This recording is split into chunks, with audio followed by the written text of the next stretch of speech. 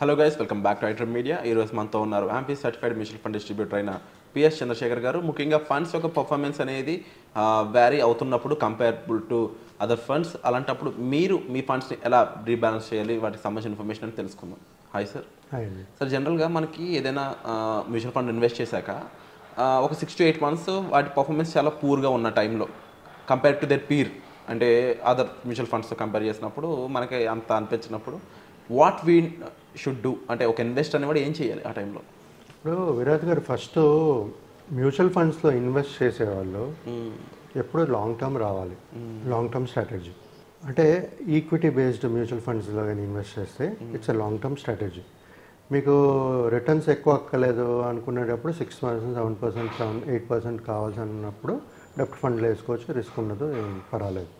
But returns కావాలి అనుకునేటప్పుడు, better returns కావాలి అనుకునేటప్పుడు మాత్రం మన ఆ 12 to 15% రావాలి అనుకునేటప్పుడు మనం ఈక్విటీ రిలేటెడ్ మ్యూచువల్ ఫండ్స్. ఈ మ్యూచువల్ ఫండ్స్లో ఇన్వెస్ట్ చేసేటప్పుడు main long term strategy mutual ఫండ్స్లో ఇన్వెస్ట్ చేసేటప్పుడు. సో ఈ లాంగ్ టర్మ్ ఇన్వెస్ట్మెంట్ చేసేటప్పుడు ప్రతి ఒక్కరు ఏంటంటే, నేను 10 years, 12 years, 15 years, 20 years, 25 years తర్వాత నాకు గోల్ పెట్టుకుని ఒక ఇన్వెస్ట్మెంట్ అనేది స్టార్ట్ చేస్తూ ఉంటాం.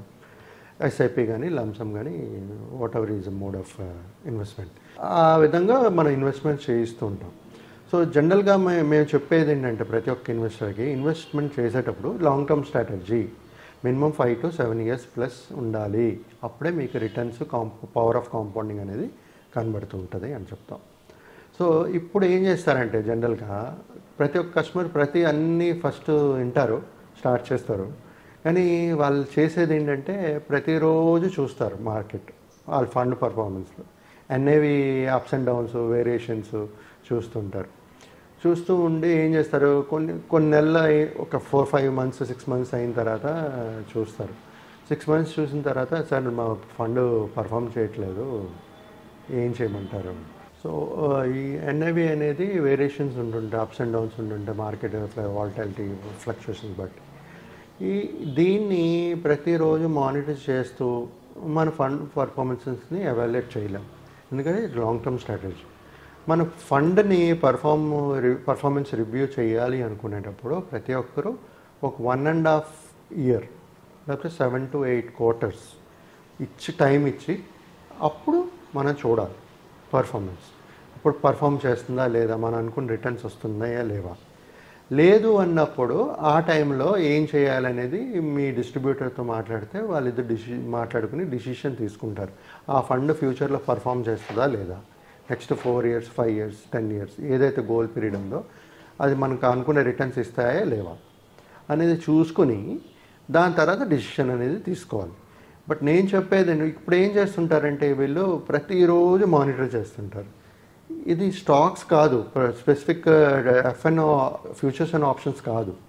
సో అలాంటప్పుడు మనం ఇన్ని సంవత్సరాల్లో నాకు ఎంత కావాలనుకునేటప్పుడు మనం సమయం ఇవ్వాలి. సమయం ఇచ్చిన తర్వాత రివ్యూ చేసుకోవాలి. ఆ సమయం అనేది నేను చెప్పాను కదా, 7 to 8 quarters లేకపోతే 1.5 year to 2 years is a best time to review your fund performance. అది చూసుకున్న తర్వాత అప్పుడు కూడా ఇంకా పర్ఫామ్ చేయట్లేదు అనుకున్నప్పుడు distributor and you 2 people discuss and then decision అనేది తీసుకుని మార్చడమో లేకపోతే అక్కడే ఉంచడమో, అది పెరుగుతుంది అనలైజ్ చేసుకుని మన డిసిషన్స్ అనేది తీసుకోవాలి. సో ఇక్కడ ఏమవుతుందంటే సార్, జనాలు అదొక్కటి. ఇంకోటి ఏంటంటే, ఇన్వెస్టర్స్ వాళ్ళ పియర్స్ అంటే వాళ్ళ ఫ్రెండ్స్ ఇన్వెస్ట్ చేసిన అమౌంట్స్ వాళ్ళు పెరుగుతుంది చూసుకుంటూ వీళ్ళది కంపేర్ చేసుకుంటారు. మనం ఫస్ట్ ఇన్వెస్ట్ చేసేటప్పుడు ఒక రిటర్న్స్ అనేది ఇంత రిటర్న్స్ వస్తాయని అనుకుంటాం మనం. దాన్ని బట్టి ఒక కార్పస్ అనేది క్రియేట్ చేసుకుంటాం, ఇంత సమయంలో ఇంత కావాలి అని. సో అది వచ్చినా సరే వాళ్ళకి ఎక్కువ వస్తుందని చెప్పి ఫ్లక్చువేట్ అవుతారు, అంటే డైవర్ట్ అవుతారు మనుషులు. సో అలాంటివన్నీ పెట్టుకోకూడదు. ఒక గోల్ సెట్ చేసుకునేటప్పుడు మన ఫోకస్ అంతా ఆ గోల్ మీద ఉండాలి. పర్ఫార్మెన్స్ ప్రతి ఫండ్ పర్ఫార్మెన్స్ ఒక 1.5 year, 2 years తర్వాత చేసుకోవాలి. సో ఈ విధంగా మనం చేసుకుంటూ పోతే మన గోల్ అనేది ఈజీగా అచీవ్గా అవుతాం సార్. అంటే సార్, ఇప్పుడు వరకు మీరు చెప్పిన విషయాల్లో ఫైనల్గా చూసుకున్నట్లయితే మన ఫండ్ అవుట్కమ్ని, అంటే కార్పస్ ఏదైతే మనం బిల్డ్ చేద్దాం అనుకుంటున్నామో ఒక లాంగ్ టర్మ్లో, అది బిల్డ్ అవ్వకుండా చేసే రీజన్స్ ఏముంటాయి mostly? Sir main reasons global factors అయి ఉండొచ్చు ఒకటి, తర్వాత రిసెషన్ అయి ఉండొచ్చు. జనరల్గా మనం ఇప్పుడు లాంగ్ టర్మ్ స్ట్రాటజీ చూసుకుంటే 12%, 10% టు 15% వరకు వస్తుంది. History it's proven.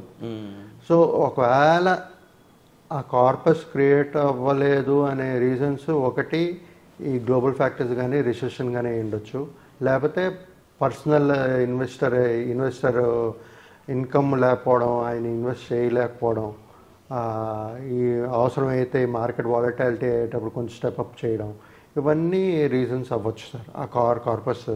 కానీ జనరల్గా మనం మాట్లాడుకునేటప్పుడు ఆ టాప్అప్ చేయాలా లేదా అనేది ఫస్టే మాట్లాడుకుంటాం మనం, ఎందుకంటే ఆ సిప్ అమౌంట్ బట్టి.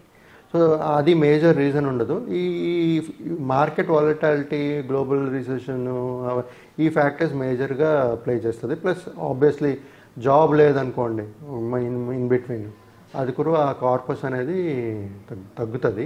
బట్ అగైన్ మళ్ళీ జాబ్లోకి వెళ్ళినప్పుడు అప్పుడు ఈ సిప్ టాప్అప్ అనేది చేసుకుంటే ఆ కార్పస్ అనేది మళ్ళీ అచీవ్ చేయొచ్చు సార్. అండ్ ఒక ఫండ్ డిస్ట్రిబ్యూటర్గా మిమ్మల్ని కలిసినప్పుడు ముఖ్యంగా మీరు సజెస్ట్ చేసే ఫండ్స్ కానీ లేకపోతే వాళ్ళ యొక్క రీజన్ ఏముంటుంది? జనరల్గా నాకు 2 కోట్లు కావాలి సార్, 3 కోట్లు కావాలి సార్ అని అంటూ ఉంటారు definitely. But most of the reasons ఏంటంటే కన్సిస్టెన్సీ. ఆ కన్సిస్టెన్సీ మిస్ అయినప్పుడు కూడా చాలా ఇబ్బంది అవుతుంది. ఎస్ఐపి అనేది ప్రాపర్ ఎవ్రీ మంత్ పే చేయాల్సి ఉంటుంది కదా. అవును సార్. అది మిస్ అయినప్పుడు పరిస్థితి ఏంటి? ఇప్పుడు ఏంటంటే నాకు కొంతమంది ఇన్వెస్టర్స్ ఉన్నారు, సిప్ స్టార్ట్ చేస్తాం, వాళ్ళతో డబ్బులు లేక కాదు, ఇంకో బ్యాంక్ అకౌంట్ ఇస్తారు, అక్కడ మనీ మెయింటైన్ చేయడం, ఓకే, మిస్ అయిపోతుంటారు సిప్లు. సో అలాంటప్పుడు ఏంటంటే కొన్ని ప్లాన్స్లో లంసమ్ తీసుకోదు. ఫర్ ఎగ్జాంపుల్ స్మాల్ క్యాప్లు పెట్టుకున్నాం అనుకోండి, ఒక ఏఎం వచ్చిన తర్వాత ఏఎంసి ఆ లంసమ్ అనేది ఆపేస్తుంటారు. సో అలాంటి టైంలో ఆ ఫండ్ త్రూ ఏదైనా ఒక గోల్ సెట్ చేసాం అనుకోండి, అక్కడ లంసమ్గా యాడ్ చేయడానికి కూడా కుదరదు. That is one of the reason we can not achieve. But అక్కడ ఏం చేస్తామంటే ఇంకో ఆల్టర్నేటివ్ కూడా పెట్టుకుంటాం మనం, ఎందుకంటే మన ఇన్వెస్ట్మెంట్ని మనం డైవర్సిఫై చేస్తాం కదా, మనకు ఎక్కడో ఒక దగ్గర ఆప్షన్ ఉంటుంది ఆ గోల్ రీచ్ అవ్వడానికి. సో ఇది మెయిన్ రీజన్ సార్. సో ఇవన్నీ చేసుకుంటూ వెళ్తే ఆ కార్పస్, ఆ గోల్ రీచ్ అవ్వడం అనేది పెద్ద కష్టమైన పని కాదు సార్. Wonderful sir. సో తప్పకుండా దీనికి సంబంధించిన మరిన్ని వివరాల కోసం మీ డిస్ప్లే అవుతున్న నెంబర్స్ కాల్ చేసి సార్తో మాట్లాడచ్చు. Thank you so much sir. Thank you అండి.